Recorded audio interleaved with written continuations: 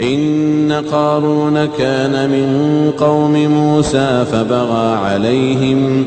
وآتيناه من الكنوز ما إن مفاتحه لتنوء بالعصبة أولي القوة إذ قال له قومه لا تفرح إن الله لا يحب الفرحين وابتغ فيما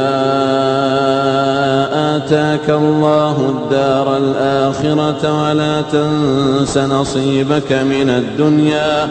وأحسن كما أحسن الله إليك ولا تبغ الفساد في الأرض إن الله لا يحب المفسدين قال إنما أوتيته على علم عندي أولم يعلم أن الله قد أهلك من قبله من القرون من هو أشد منه قوة وأكثر جمعا ولا يسأل عن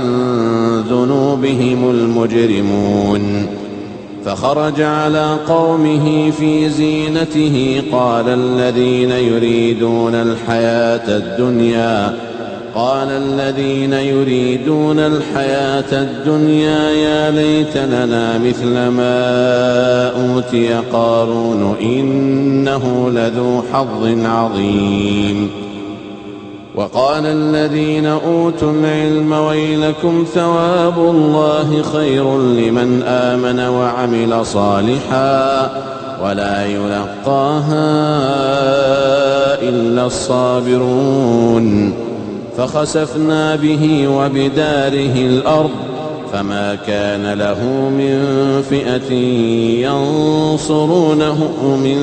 دون الله وما كان من المنتصرين وأصبح الذين تمنوا مكانه بالأمس يقولون ويك أن الله يبسط الرزق لمن يشاء من عباده ويقدر لولا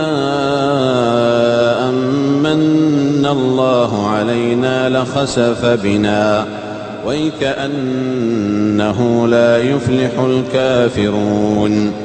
تلك الدار الآخرة نجعلها للذين لا يريدون علوا في الأرض ولا فسادا والعاقبة للمتقين